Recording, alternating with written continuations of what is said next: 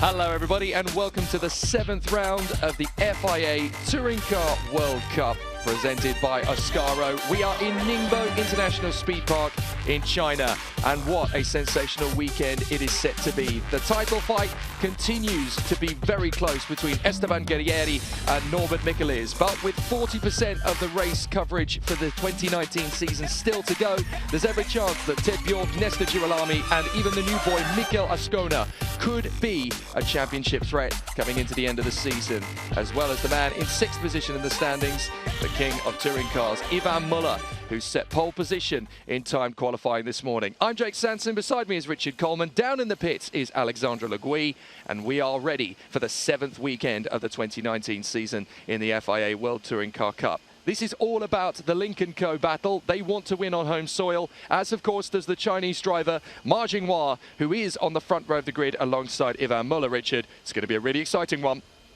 Certainly is, and the field were very, very close in qualifying, which stands us in good stead for some great racing. And yeah, we've got a hometown hero on the front grid, but also this man, Ivan Muller, just recently turned 50, and still very much at the top of his game, and he is for sure the man to beat in this first race of the weekend. And again, representing a Chinese brand with Lynk & Co, so plenty for the home crowd to cheer about. Yep. He has also become the 10th different driver this season to claim a DHL pole position out of the 19 races so far this year. And of course, we have had across the 6 weekends thus far, 12 pole positions to bid for. So the fact that we, in 13 attempts, have had 10 different pole position sitters just shows you how close and competitive it is in the 2019 season. But Ivan Muller is ready to go at the front end of the field. He's yet to take a win this year, but he is 6th in the standings. His consistency has been very strong. He's had 2nd places at the Hungaroring, Zandvoort, and last time out at Villarreal. So he definitely has not lost any of his speed or determination. Interestingly though, it's been very ultra competitive in the top 5, with every single driver in the top 5 of the standings getting at least one victory. Here is your grid in full. Ivan Muller alongside Ma Jinghua on the front row of the grid in the Mulsanne Alfa Romeo.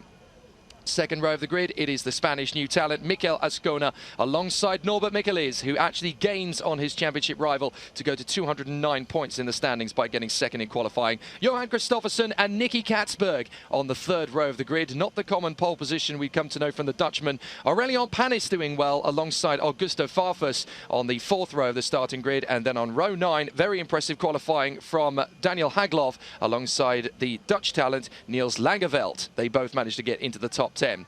Then it is Andy Priaulx. Esteban Guerrieri holds that 3-place grid penalty. That demotes him down to 12th for race 1. Ted Bjork, 13th on the grid. Not the greatest of performances from him, alongside the Belgian Fred Vervisch. Then Jan Eerlascher, who had all sorts of problems going into qualifying. And Rob Huff has only been able to get a 16th place starting grid. The former world champion down on the 8th row. Nesta Girolami alongside Mehdi Benani, who's trying to find as much speed as he possibly can. Only 0.02 of a second off Girolami.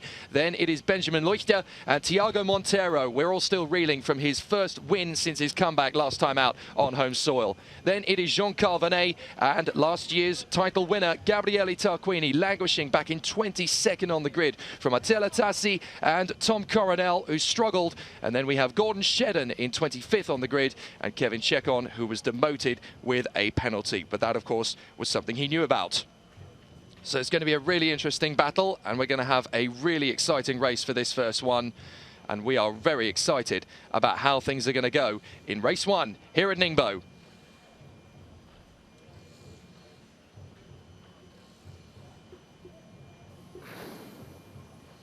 Hi guys, welcome to Ningbo. This is Esteban. Here we are in the grid of the first race. Very hot. It's quite a hot Saturday, hot weekend, more than 30 degrees, but a lot of Chinese fans came to support here in Ningbo, the WTCR, so yeah, I'm starting P12. It's been a tough day so far, but yeah, we're gonna give a fight and see how we can do in this race. Very important to try to keep the front tires alive for as long as possible. So yeah, let's see, to try to make a good show for all of you.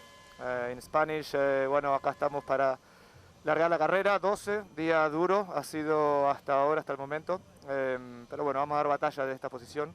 hace mucho calor, 30-35 grados. Así que bueno, las gomas delanteras van a sufrir bastante. Vamos a tratar de hacer una carrera inteligente y bueno, vamos por unos puntos. Chao. Great to hear from Esteban Guerrieri, the championship leader, gearing up for a really exciting race. And despite starting from P12, he is one of those drivers who's got good overtaking guiles. It'll be interesting to see how he can charge his way through. Getting ourselves ready for the start of race 1 here at Ningbo in China.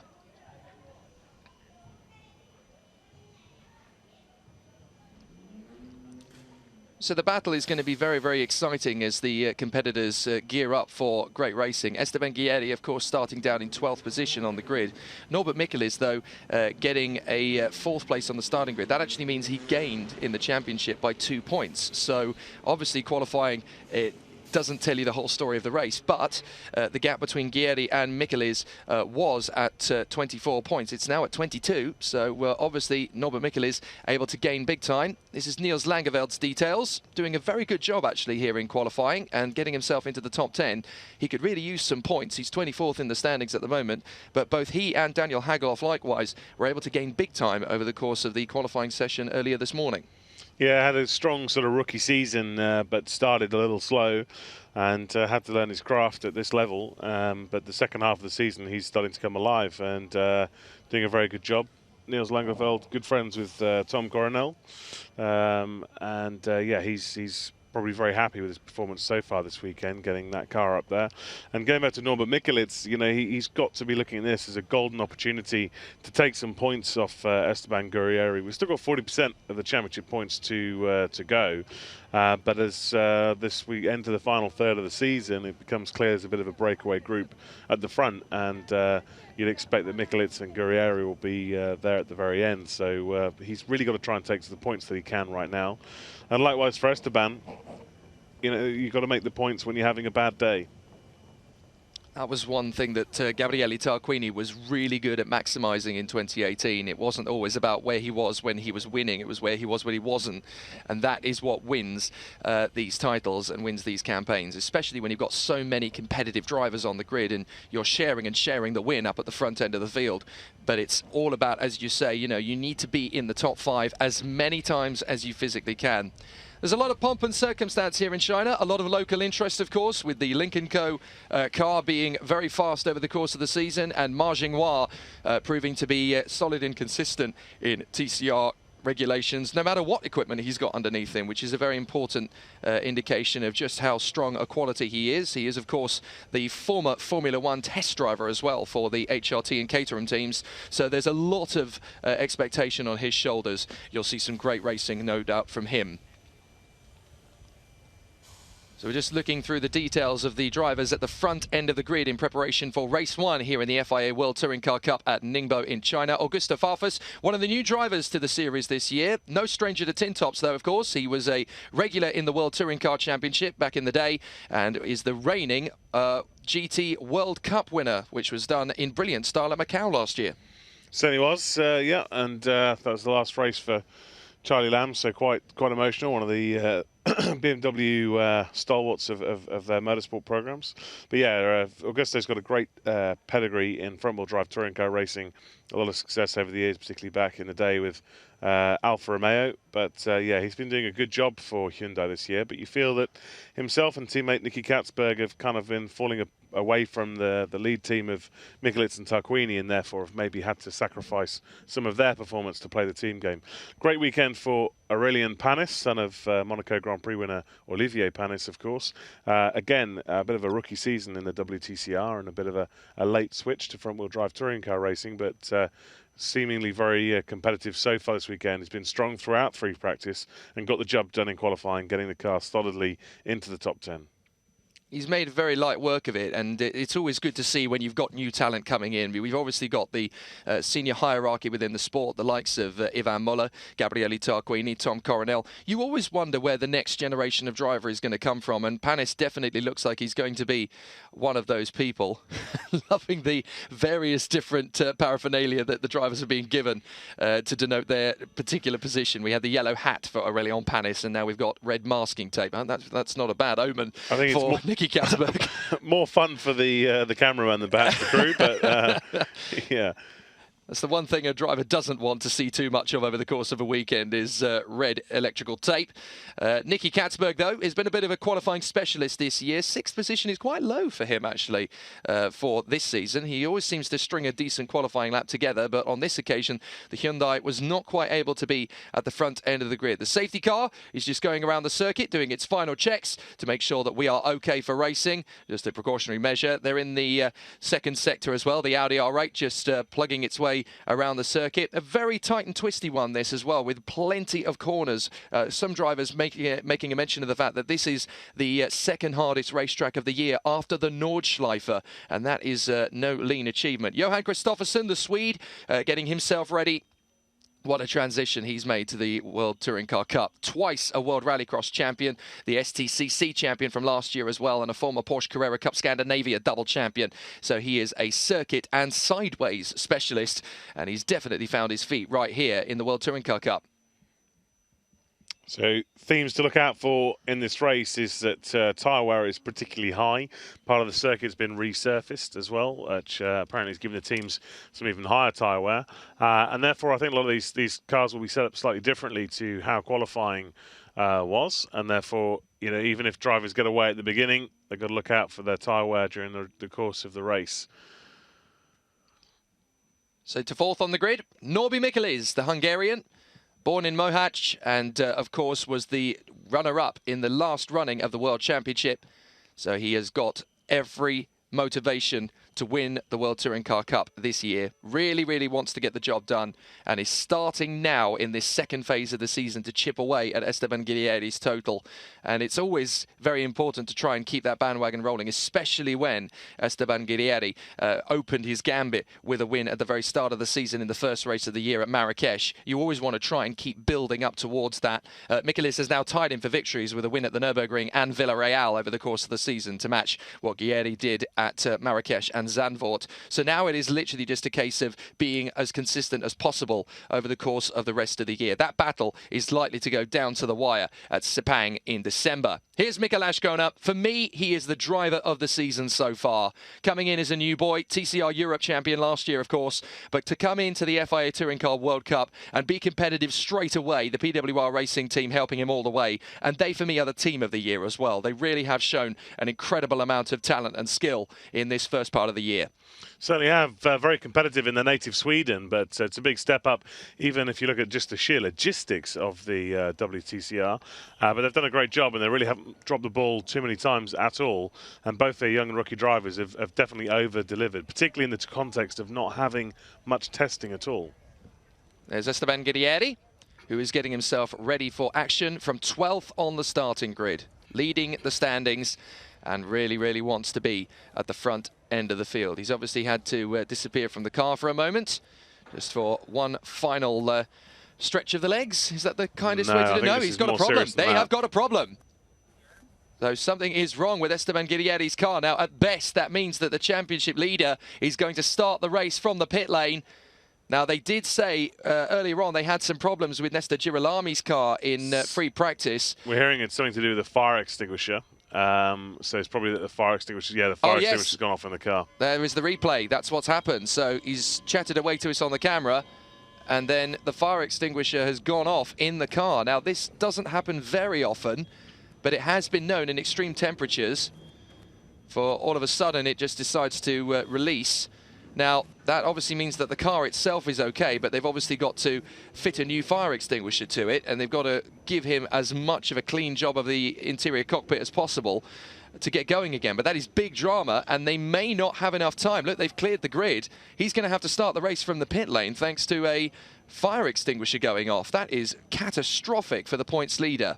Yeah, generally it's normally if somebody's knocked it or triggered one of the exterior buttons by mistake.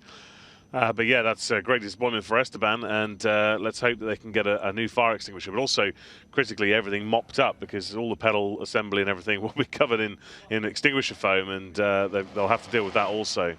Well, if you look towards the final race of the season, if this title goes down and goes south for Esteban Guerrieri because a fire extinguisher went off, that is going to be catastrophic. Race 1 underway with the current championship points leader in the pit lane. What a dramatic way to start the weekend.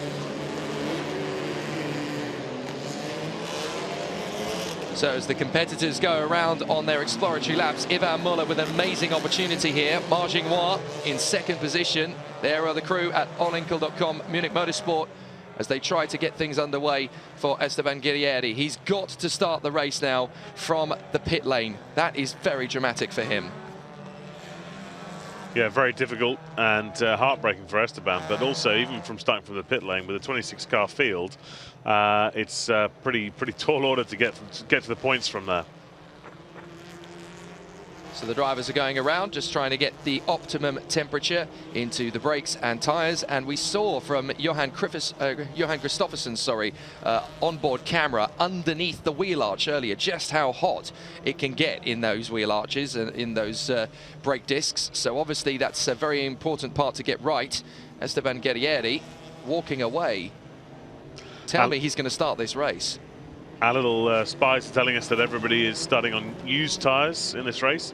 Tyre wear critical at this circuit, which means that the teams have to really focus on how they deploy those new tyres, and that means it's probably going to be a higher look at qualifying to use their new tyres. Sometimes some circuits you'd be wanting to use some new tyres in the race, but here it's so critical for qualifying and the drop-off that they have that almost certainly they're all going to be starting on used tyres for this race.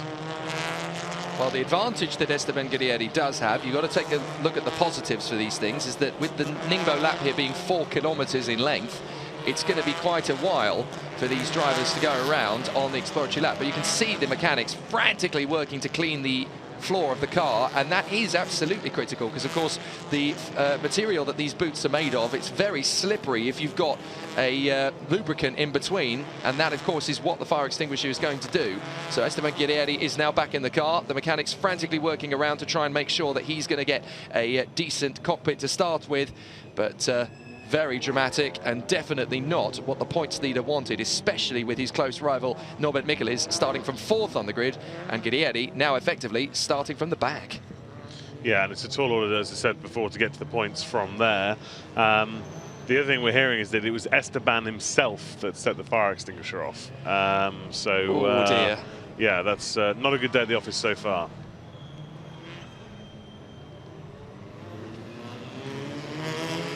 We're getting ready for the first of 3 races this weekend of the FIA World Touring Car Cup from Ningbo in China. This man, Marginois, will start from the front row of the grid alongside Ivan Muller, who takes his first pole position of the season. The points leader, Esteban Guerrieri, will be starting from the pit lane after accidentally releasing his own fire extinguisher in the cockpit. It is big drama for the start of this 7th weekend of the season. Jake Sanson and Richard Coleman with you in the commentary box, with Alexandre Legui down in the pit lane. There are frantic activities down at allinkel.com Munich Motorsport as Esteban Guerrieri's crew desperately rush to get the Argentinian back into the race. He will have to start now from the pit lane. He was already due to start from 12th after taking a 3-place grid drop from qualifying, but that is devastating, and it's an opportunity golden sent from heaven for the Hungarian Norbert Michelis to try and catch up. Race 1 is about to get underway here at Ningbo. It's going to be Ivan Muller from Marginois, Mikael Ascona and Norbert Michelis from Johan Kristoffersen and Niki Katzberg, then Aurélien Panis, Augusto Farfus, Esteban Guerrieri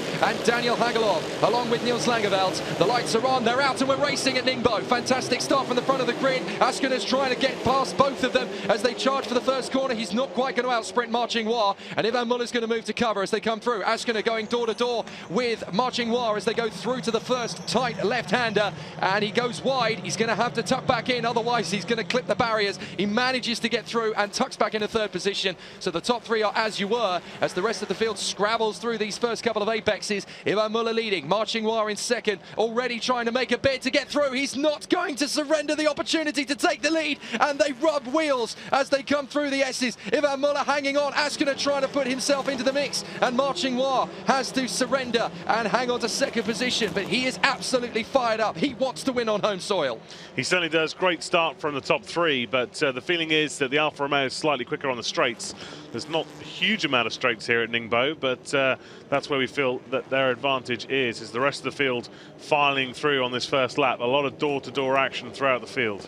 dust flying around all over the place. We are in a natural quarry here, so it's going to be pretty tricky in the first couple of laps. We're waiting to see where Esteban Guerrieri is putting himself compared to the rest of the field. Is he in the mix there, having started already from the pit lane? We'll try and identify him as soon as possible. We think he's actually a couple of seconds off the back of this queue, so he's got a massive mountain to climb now as the field wends its way through this second sector of the lap. 4 kilometers of racing around this anti-clockwise circuit in China. You can just about see Esteban Guerrieri appearing in the back of your screen as he is now starting to make the moves through the field. We're on board looking up towards Aurélien Panis. This is the view from Augusto Farfus as he battles away for position up at the front end of the field. No, sorry, that is Augusto Farfus in front of us. So we're on board with Johan Kristoffersson as he makes his way through the S's at the final section of the lap. And Nicky Katzberg trying to get himself up into the top 4, trying to chase down Norbert Michelis. But here are the top 4. They are as they started, with Nicky Katzberg having got the jump. Augusto Farfus up in the 6th position as well. So a good start from the Brazilian. The real plummet down the field is Johan Kristoffersson, who lost 3 places off the start, and he's now tucked in behind the Frenchman Aurélien Panis. So we've got a really exciting start to the race here in prospect now for a very tough battle over the remaining 12 laps. But Ivan Muller has got Marcin Roy swarming all over the back of him like a wasp around the hive, and he's putting a very, very tough battle in there now. A really exciting tussle in the midfield now, as well as Kristoffersson is giving Aurélien Panis the hurry up. And he's got pressure himself from Fred Vervish, who is trying to make his own way through.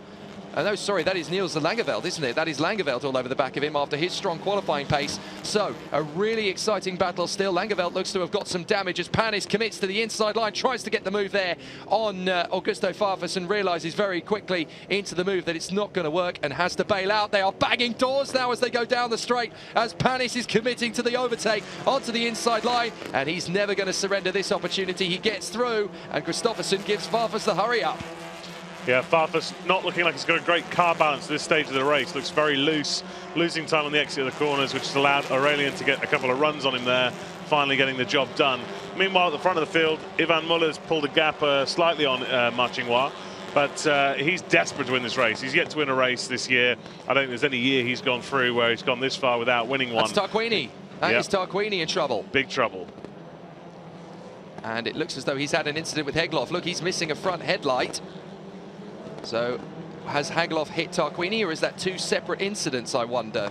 Of course, that's always the issue when you qualify out of position. You know, Tarquini qualifying down in 20th or something.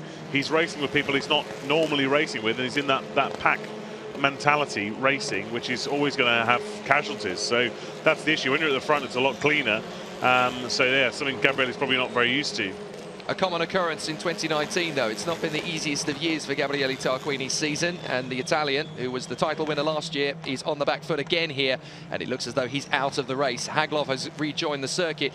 Esteban Guerrieri is down in 24th place, trying to catch up to these guys up front. Who will win, though, Muller or Marcin Roy?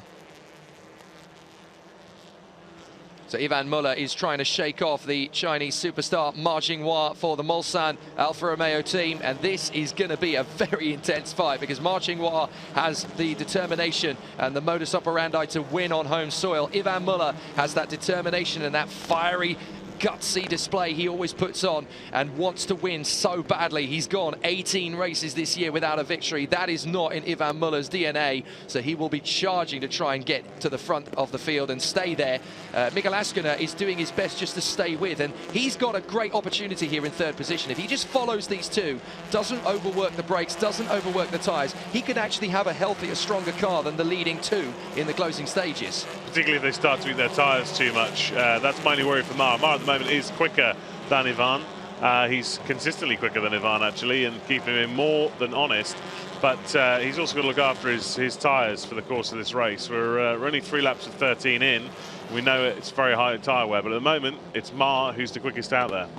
And Marcin Roy will want the home support to rally him forth and push him up the order as he tries to close in on Ivan Muller. Great performance from these two so far. Exemplary in qualifying, but they need to keep up the pace. This is a fascinating midfield battle. At the moment, it's stalemate, but all it's going to take is one person to just go, enough of this. I'm going to launch this up the inside, and it could change the entire dynamic of the rest of that race in the midfield. Langeveld looks as though he's trying to get an opportunity here on Kristoffersson. He pulls out from behind him. He's not quite close enough, though. Polo.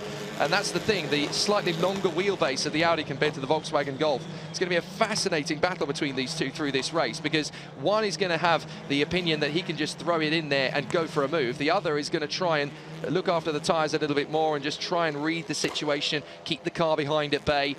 We're on board now with the 22, still pushing his way further forward. This is Fred Vervish looking towards Andy Priaulx, the treble one, who's had some good pace, and up in front of those two is the fast-starting Rob Huff. Fair play to him to get himself into the top 10 off the grid. He's done another spectacular launch. Vervish not quite close enough to make a move, but he's very keen for Priaulx to know that he's there, trying to fill his mirrors as much as possible as we're on the tight and twisty infield. He just wants to give Andy something to think about whilst he's trying to reel him in. Oh, mistake there from Fred Vervish as he swarms around behind Andy Priaulx, trying to make the move, hoping that the exit of that corner is going to give him a little bit of a boost forward, but it doesn't work like that. So he's going to have to wait for an opportunity. Andy Priaulx going a little bit wide there on the exit of the left-hander, and they go into the chicane. Very good to see those curbs being utilised. 2 wheels on the deck and 2 in the air as the field charges through. They're really pushing in this second sector. It's a very tough and technical part of the course. Drivers are now really starting to get some personal bests in. Looks as though Aurelian Panis is on the move, though. He's making some big headway as Gabriele Tarquini heads out onto the circuit, having lost at least 2 laps. Ivan's starting to settle down into the groove now, just starting to gap Marching Wire in the last few sectors. He's starting to pick up the pace a little now, feeling a little bit more comfortable.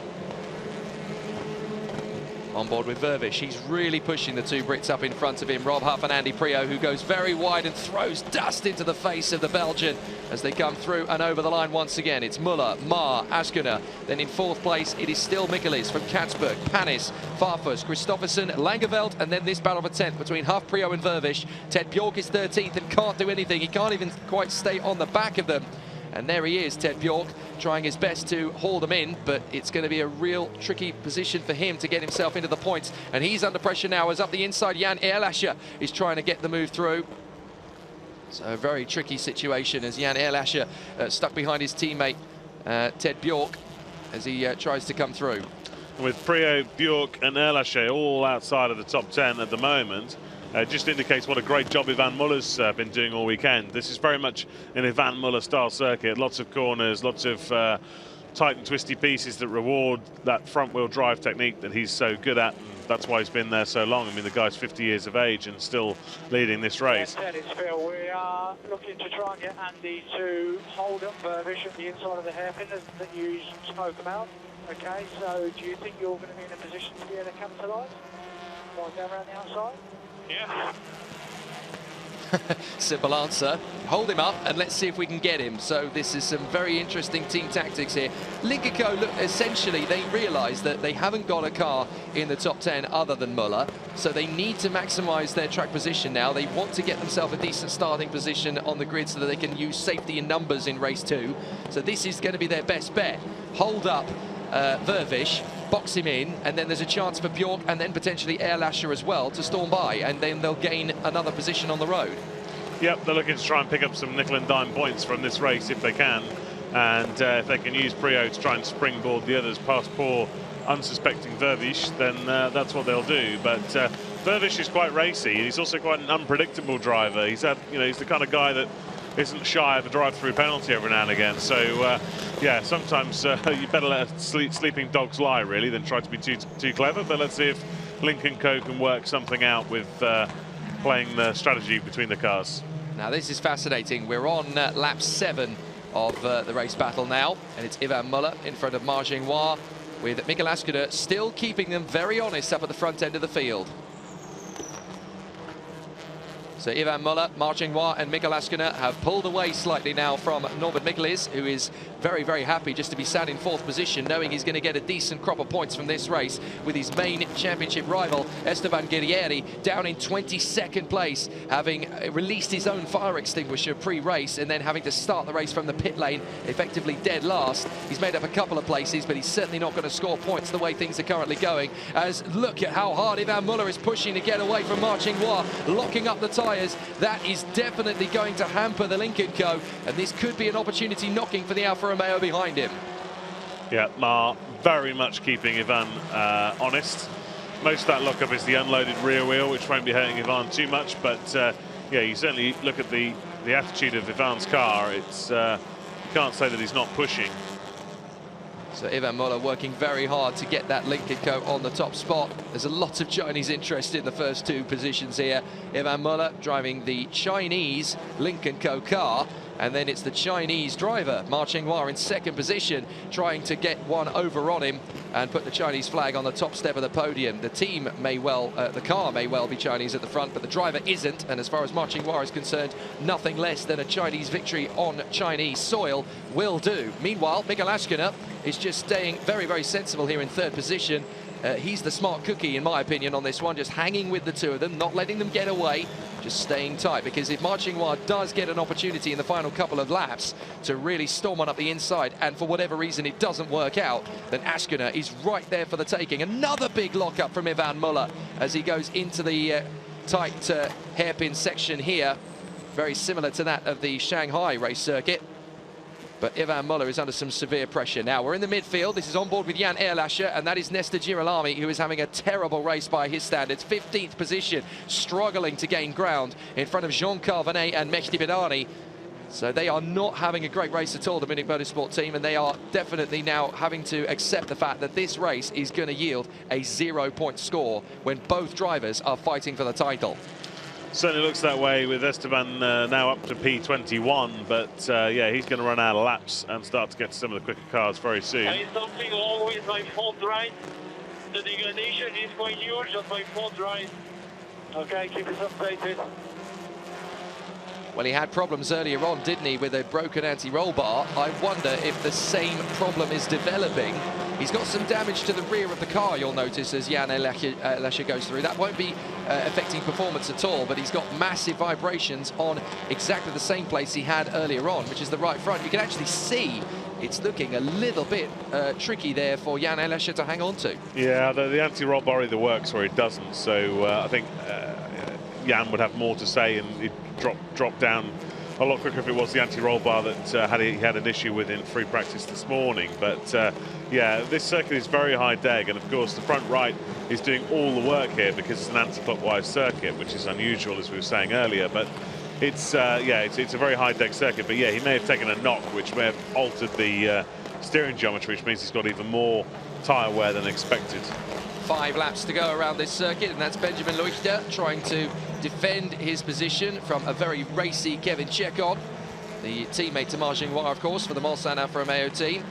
This is the battle up front, and it's still very tight. This is all about reading the situation and not going too hard too soon. Ivan Muller, Ma Chenghua, and Miguel Ashkener, the top 3 absolutely together, with Norbert Michel there in 4th position, waiting to pick up some points and pick up the pieces, and he's going to benefit big time as Ma Chenghua tightens up on Ivan Muller. He's going to benefit big time if there are some fisticuffs. Fred Vervisch still pushing hard here on the 22 as the Audi continues to charge after towards Andy Priaulx, but behind is Ted Bjork, and still he's in this pincer movement, isn't he? But the Lincoln Co team, they're trying to keep Priaulx to hold him up and then give Ted Bjork a chance. But Vervisch knows what's happening. He's aware of the situation. The team will be in communication. He'll be wise to it, and he will not be anybody's plaything as they run around the circuit. Plus, Bjork's nowhere near close enough at the moment for that work to that move to work, really. He's got to be right up with Vervisch anyway, and I think Priaulx's having a hard enough job to keep him behind as it is. Oh. Who's this? This is the 25. This is Mehdi Benani, and he's been able to fend off the attack from Leuchter, and that has delayed Leuchter, and Kevin Chekon's gone through. So the opposite in the Volkswagen camp. They're costing each other time and places rather than what we're hearing of the plans down at Cyan. But yeah, that's good news for Kevin Chekon, not so good for Benny Leuchter. Yeah, clearly once you're out of the points, it's every man for himself, isn't it? That seems to be the message down there in the fight for 17th. Mehdi Benani, the Moroccan, managing to get through past Chekon and Leuchter. Next up is actually Esteban Guerrieri. He's up to 20th place now, having got past Montero, Shedden, Tassi. The 50 in there as well, of course, of Tom Coronel, and then the two or three that have had their tangles over the course of proceedings. Oh, Chekon's going to launch it up the inside of Benani. He's really going to commit to it. Very locking up on the brakes. He's going to squeeze through. That is a lovely overtake from Kevin Chekon. Absolutely stunning. Yeah, really, really good. Committed early. made sure he had enough space. Banani didn't have any choice because he would have just had to turn in on him. So, yeah, that was a great move from Kevin Chekron. Real single-seater-esque, really. Very, very good move. Well, that is why he is a former single-seater champion. Won Auto GP back in 2011, of course, and made the switch to tin tops a couple of seasons after that. And he has definitely taken to this category like a duck to water. We're on board with the points leader, Esteban Guerrieri, trying to make as much time back as he possibly can. But having started from the pit lane, he's only going to make it as high as about 18th or 19th at best. Mind you, Mehdi Banani overshooting and has cost himself time, not just to Chekron, but also to Leuchter. This could be a chance for Guerrieri. Well, this could be a frustrating final 4 laps of the race for the points leader, trying to get past Mehdi Banani, who is not exactly helping him at the moment. And Guerrieri is wanting to move higher up the order. He's got to make up 10 places, though, if he wants to get in the points. And it's looking more and more likely that his championship lead is going to be slashed by Norby Mikulis, who is currently in 4th position, looking for a decent points haul from race 1, with Guerrieri likely to start race 2 from a long way down the order. It's tumbling about his ears for the Argentine up in front, but up in the lead battle, it's still Muller, Mar and Ashkona.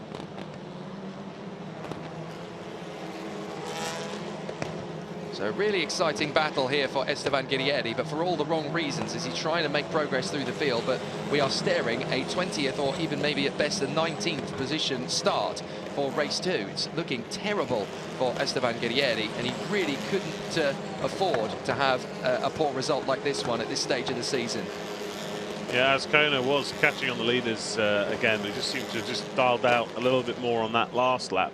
But he's definitely there or thereabouts. Sorry, Ted Bjork is watching the man in front of him, and that is Vervish, and he very nearly went into the tyre stack on the exit of the first corner there. He just manages to keep the car back tucked in to the left-hand side, and that got very, very nasty. Meanwhile, Prio is actually now being told to let everybody through. So Ted Bjork has gone through. As has Elaché. Yes, Elaché has gone. So Andy Prio clearly with some handling difficulties. And we can see that. He's lurching around all over the shop. So now he has fallen to the back of the position. Now, that's a big problem. Kind of neither fish nor fowl there, really, because they've kind of done it a little bit too late. There's only 3 laps to go, and by this point, Vervish has gapped them a reasonable amount. I mean, he's a second of the bit up the road. So, yeah, it would be quite difficult now for Ted and for Jan to get up there and get past him, I would say, the next 3 laps. So I have a feeling that it's going to be a very fed up and very frustrated Andy Prio at the end of this race. He's a 3-time world champion, and he's been told to move over and let both of his teammates through. None of them are in the points, so he will feel, well, hang on a minute, what's the difference? What difference does it actually make? None of us are in the points, so why am I letting my less superior teammates through? Is going to be his racing driver attitude to that. But clearly they feel that that's the best course of action, to allow the slightly slower car, the slightly more problematic car, out of the way and let Bjork and Elaché through. Yeah, we've also got this this battle brewing up here, because Mar has generally been a little bit quicker throughout the race. Ivan sort of settled down in the middle part, but by the looks of it, he's still got some left in the tank. I mean, Ivan's a wily old fox, and I can't imagine he's going to give up his first one of the year easily at all. So this is Vervish having a go at, I'm guessing, Ted Bjork, as he tries to make his way through, swarming around all over the shop. This might be the why. Prio moment, I think. Ah, yes, so he's let Vervish through, and he's been told straight away to let Bjork go by and let Elaché go by as well. So that was a split-second decision from the team there, essentially, to tell him to let them all go. So no wonder Prio is frustrated, because he was in the middle of a battle with Vervish, lost out, and then they said, well, just let the others go then. Let the others go, because you're clearly hampering pace. So it's a bit like kicking a man when he's on the floor with a broken nose, really. So a big problem. But Muller is pushing hard. Marchingnois really wants to win, and this might be, we don't know how qualifying is going to go tomorrow, this might be his best opportunity. So he wants to maximise it and really give Ivan Muller the best possible charge as we get into the last lap and a half. Yeah, it would be wrong to say that qualifying is a lottery, but if you think that Ivan put it on pole, his 3 teammates couldn't get into the top 10, it's extremely close. You've got to have a perfect session to deliver. And yeah, Ivan, of course, would have won a race in Morocco earlier on in the year if he didn't have the anti-roll bar failure that he'd had whilst leading. So yeah, he's kind of owed one, really. And yeah, I can't remember a season where Ivan had taken this long to win a race, so he'll be very, very hungry to get this one over the line. Meanwhile, the top three are being hunted as we head into the final lap here in Ningbo. So the top three did have a decent gap over Michelisz, Katzberg and Panis, but by rights they have been pushing their way further forward, and they feel that maybe a podium is possible, especially if Marching Noir throws one up the inside. Nicky Katzberg just drifting slightly there to the rear end of the car as Aurélien Panis is hunting him down. Mikel Ashkener realises that Norbert Michelisz is closing in, and again, I have a feeling the Hungarian's going to be very hungry to go for a move in this last lap, because he could get on the podium with his main championship protagonist out of the points by a long way. He's up to 19th, having finally got past Mehdi Benali, but Guerrieri is only going to be 19th. Meanwhile, Michelisz is going to be 4th at the moment. He might be able to get past Ashkener, who is defending that 3rd position. So there could be a chance here for Michelisz. If he gets a decent slingshot out of the corner, he may get a chance to go for the podium, and he knows it. Ashkener's got to move across to hold that car at bay. What a fascinating final lap battle this is. Michelisz won't want to take too many risks here with Guerrieri not scoring, though.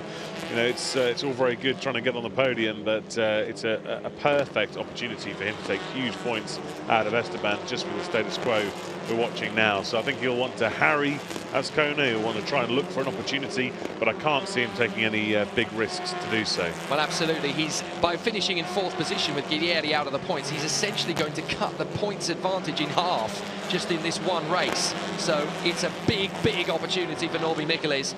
So 4th position will possibly have to do. He's pushing it so hard, though, just in case there's a chance to catch Azcona out. But as you say, I'm not sure he's going to make the gamble to throw the slingshot. And Marching Noir has given it absolutely everything, but it's not quite enough to beat the king of touring cars out of the final turn. And Ivan Muller is going to take the checkered flag into the final lap this time. My apologies. I keep forgetting that that's the lap we're on, not the laps we've completed. I do apologise. 1 lap to go. So yeah, Van put the hammer down on that penultimate lap to try and make sure that he's a little bit protected from any do-or-die moves from Mar. Mar's not really in any championship fight, and therefore, you know, he can just do something a bit crazy, throw it up the inside, do a do-or-die kind of I want to win this race on home turf. So I think that's why Van pushed, but he doesn't want to push too much because he'll let the door open. But I suspect that Ivan has got this very much under control. You can see how much of a vibration the car takes when it goes over the curb. The massive shake to the Alfa Romeo as it went over the curbs there. But Marching Noir still working very hard in second place. Very defensive. So yes, Ashkener trying to keep into position there. Will there be a slingshot up the inside from Michelisz? He's definitely looking very racy, and he is going for it. Ashkener completely defensive off to the inside line there to hold back Michelisz. Now he's in a tricky situation here. He'll want to go for the place, but at the same time he could get boxed in, and he nudges Ashkener out of the corner. He's got to try and keep the car firmly wedged in front of Katzberg and Panis as well. They will want to try and take a few points away from Michelisz, and they'll know he's vulnerable. They'll know he'll be conservative, trying to snatch points back from Guerrieri. So the team will tell them, well, you may as well go for it. Meanwhile, speaking of going for it, Marching Noir has an opportunity now on Ivan Muller. He's been very careful over the first part of the lap, and he will now want to throw it up the inside. Could there be a last couple of corners bid from the Chinese driver who wants so badly to win on home soil? This may be his one and only shot at it, and he is going to have a look. He dives for the inside of the apex in the left, but I think that has actually compromised him. He's going to try one last trick. He's got to throw everything at it, but it's not going to happen. Ivan Muller is going to take his first win of the season in front of Marching Noir, and in third it is Mikel Ashkener. Fantastic, and Link & Co win on home soil. That is the perfect start to the weekend. What a great race for Ivan Muller. It may have taken him 19 races longer than usual, but he's back and he's on the top step where he deserves to be. Hasn't put a foot wrong all weekend. Thoroughly deserved victory. Looked like he was in control, even with Mar pushing him very hard. Ivan Muller opens his account for the weekend in the 19th race of the season with his first win of the year. And that is obviously a very important one psychologically to get right. You always want to be at the front end of the field, winning as many races as you can. And in the 19th race of the year, Ivan Muller becomes the 12th different race winner after Ted Bjork, Nestor Girolami, Esteban Guerrieri, Norbert Michelisz, Gabriele Tarquini, Mikel Ashkener, Johan Kristoffersen, Benjamin Leuchter, Marcin War, Diogo Monteiro and Frederik Vervisch. And he is now the 12th man in. A fantastic result. Fair play to this man. He really wanted the win, having got one earlier on in the season, of course. And he wanted to win on home soil. He may get another opportunity tomorrow, 2 races and of course a fresh qualifying, so they can come back and do it all again. And he's got to feel a massive sense of pride of being second in his home country. But he had a great opportunity to make it work, Marcin War.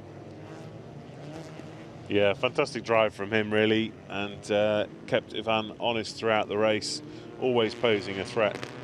And yeah, it'd be interesting to see, because obviously the elation of Ivan winning the race, but the rumour is that Mr. Prio is not very happy about being asked to move over, so probably some garage politics down there for Cyan to deal with, alongside the jubilation of Ivan's first win of the year. And yet another podium for Mikael Ashkener. That's going to bring him closer. Here's team radio. Podium y nos ponemos terceros del campeonato, chaval. Sí, señor, sí, señor. Somos los mejores. That loosely translates as, yes, boys, yes, boys. He's very happy. And no surprise, really, because they've gained points on not just their competitors close to them, but they gained points on Ted Bjork. Very good race. I know we need to improve for tomorrow, but very good race. Well done to you, boys. You know what? We need a good car, even if the rule is not sufficient for us. We beat a car which is 120 kilo lighter than us. And because we are professional, we are working, we are progressing. And yeah, well done, boys. I'm proud of you. Bon race, victory, guys! Fascinating message there from Ivan Muller on team radio. We were better than cars 120 kilos lighter than us. Why? Because we work hard. Yeah, and that's the statesman-like approach from Ivan. You know, he knows that every member of the team, from the garage apprentice that sweeps the floor right the way through to the technical director and the senior staff, he knows that everyone's listening at that moment. And it's a targeted thing to use that platform to rally his troops like that. And this victory means a lot to him. He still needs to consider himself to be one of the best. If he's not one of the best, then I think he would retire.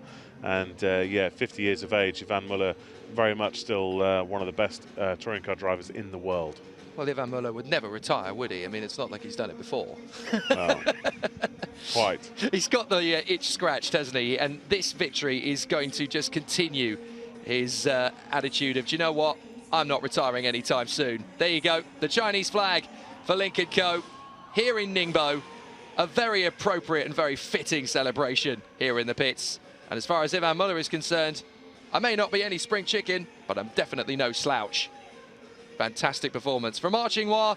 He can be very happy and very proud that the Chinese flag is going to be represented on the podium, not just in the hands of Ivan Muller, but also on the flags behind the podium. So very, very good performance from both men, and I think they'll both be very amiable about this one. It was a hard fight between the two of them, but it was a fair one. So with Mikulits finishing 4th, he's slashed Guerrieri's World Cup lead to just 9 points. Now that definitely spells a spicy end to the year, doesn't it? And let's say that Guerrieri struggles again in qualifying tomorrow, as he did this morning. We could have a new points leader. Mikulits, if he keeps scoring, he could well take the lead of the points tally here. And unbelievably, Azcona, with that fantastic result, is up to 3rd in the championship, 43 championship points off the lead. But yeah, I mean, rookie season in an under-fancied car, he's up there in 3rd place. Yep, he's overtaken Bjork and Girolami. Neither driver scoring points here. And if he keeps this pace up, it could be a 3-man fight. And the rookie, the 23-year-old rookie from Spain, could well be one of those. And deservedly so. There he is. He's got the biggest smile in the paddock, hasn't he, young Mikael Ashkener? He's literally just living the high life at the moment. And he's definitely asserting himself now as one of the latest stars of the tin top world. And I have a feeling that potentially the next generation, the 2020s, as I'm sure it's going to be called in future times, that could well be his era. He's got a great future ahead of him. So Ivan Muller is going to be chatting to Alexandre Le Gouy, and he's going to be even happier than he was after claiming the DHL pole position earlier on. What a win.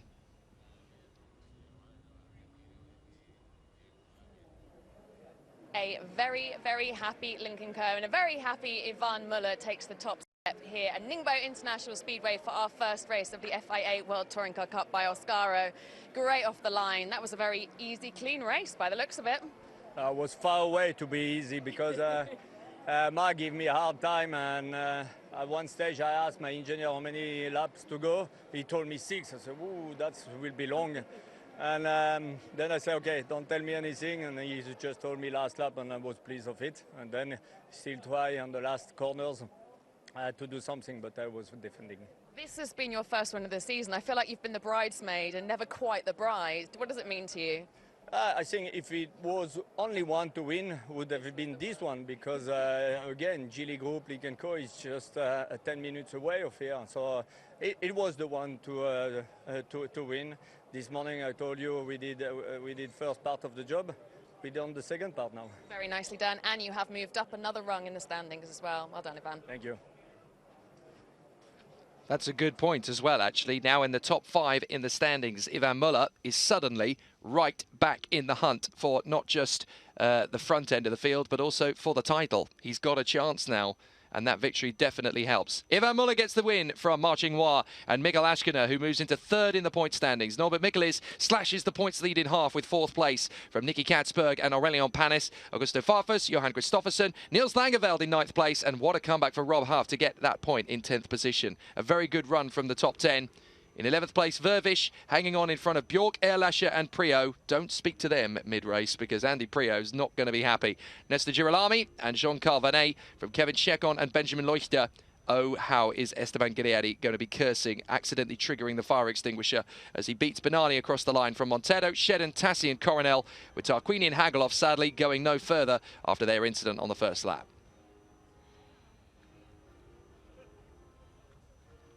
And that's what it's done to the points tally. As you mentioned, Richard, 9 points is now the gap. Guerrieri and Michelis is going to be very, very hard to catch, but Michelis has already done most of the hard work in the first race. The 2 races tomorrow are going to be very exciting. Ashkener in front of Bjork and Muller now as well.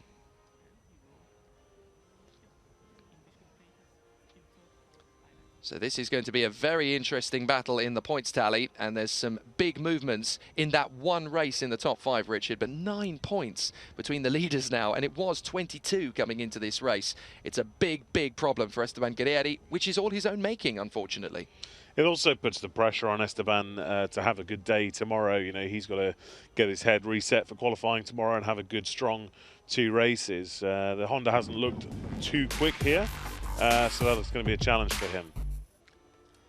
Esteban Guerrieri, the points leader, sacrificing his chance to grab points by accidentally setting off his own fire extinguisher, having to start the race from the pit lane and not able to climb back to the points. Marcin Noir, aggressive and dictatorial on Ivan Muller to try and grab the lead in the first lap.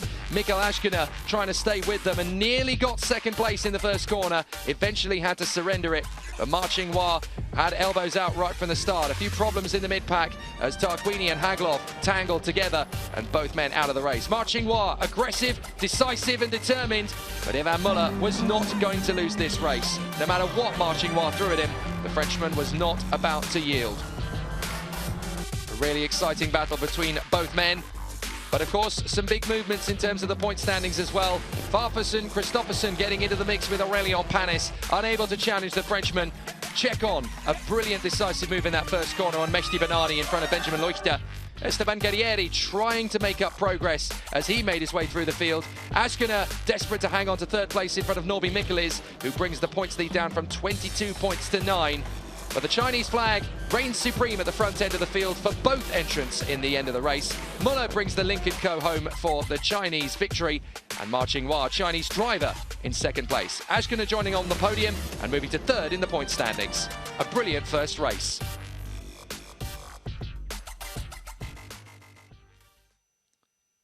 A very exciting battle here in the first race, and the Chinese crowd treated to an absolutely sensational race, which gives Lincoln Co their first win of the weekend, and it could be the first of a few. A brilliant first race for Lynk & Co and for Ivan Muller, who becomes the 12th different race winner in the 2019 season. What a year it is turning out to be, and it's going right down to the wire by the look of things, with the 22 points lead advantage held by Esteban Guerrieri coming into this race in front of Norby Michelis, slashed down to just 9. It couldn't be a tougher situation, and he's not going to sleep too easy tonight. We've got a big mix of circuits coming up as well, which will send the momentum in different ways for different teams, for different cars. It's all to play for, and the drivers know that. In this final third of the season, the pressure really starts to build. Very impressed with this young man.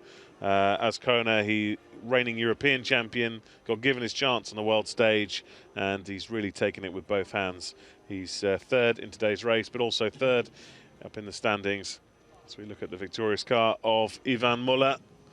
Turned 50 recently and still very much one of the best touring car drivers in the world, as we were saying. And this victory means a lot to him. He's put a lot into this program away from the track as well. He's been very key in using all of his experience to guide this team and this project to where it is. And they have every chance of closing the gap in the last third of the season. And of course, they've got 2 dogs in that fight. You know, Ted Bjork is also very up there.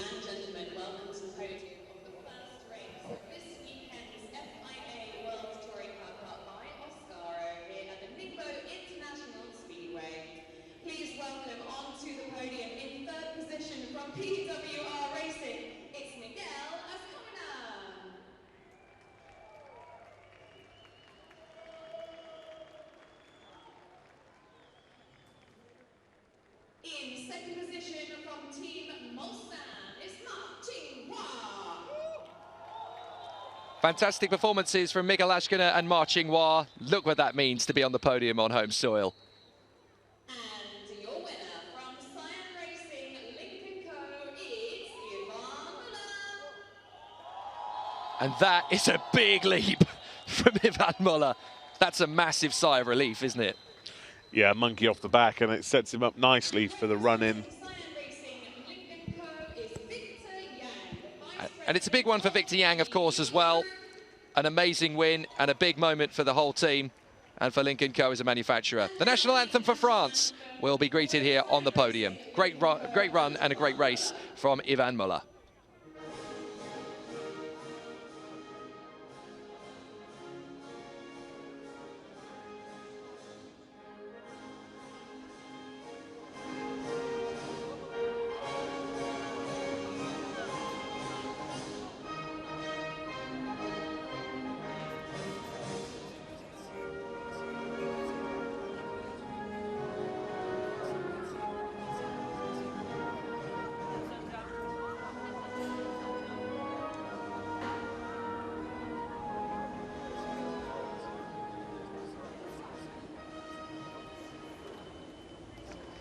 It's a big victory and a big moment, and the Chinese national anthem now.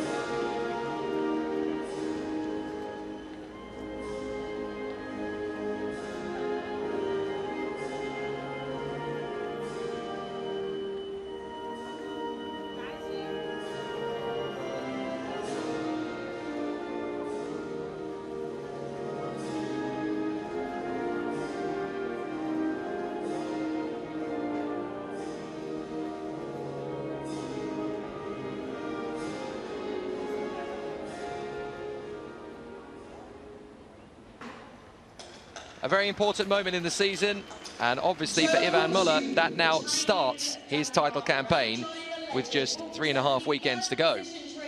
So it's a very important one from his point of view. So the presentation's now underway. The Chinese Dakar superstar Zhou Zhu will present the trophy for third position to Miguel Ashkener, and this is a big day for him. He's now third in the driver's standings. Thoroughly deserved, mature beyond his years.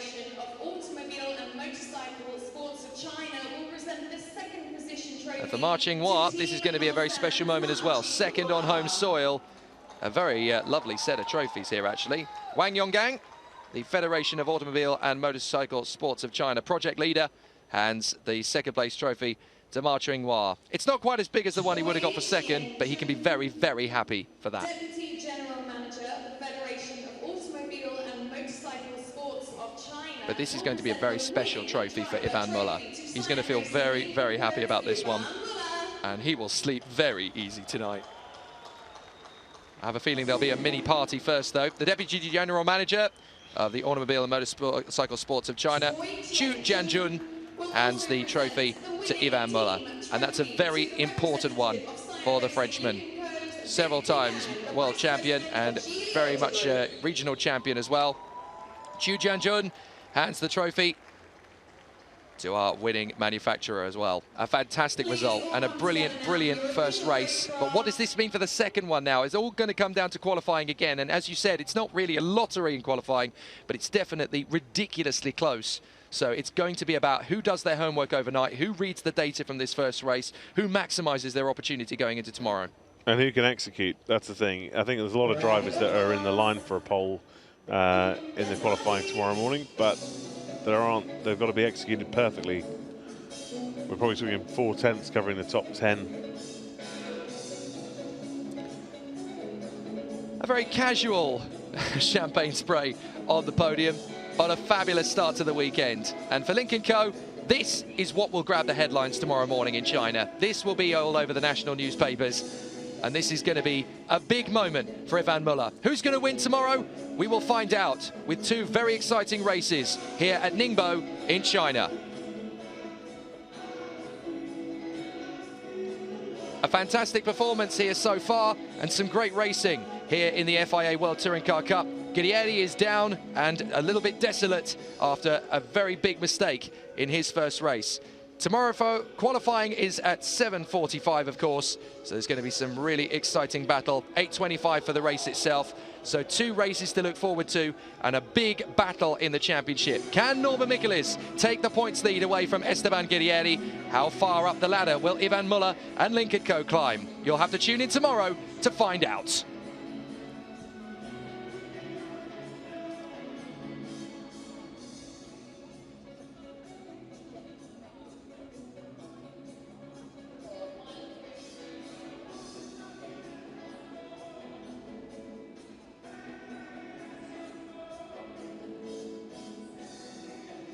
Let's grab Ivan while we've got a moment. 女士们、先生们，接下来进行的是领克03加赛道巡游。Ladies and gentlemen, now we present the winner of Lincoln Co 03 Plus。有请吉利控股集团总裁、吉利汽车集团总裁 CEO 安聪慧先生。Let's welcome President of 浙江吉利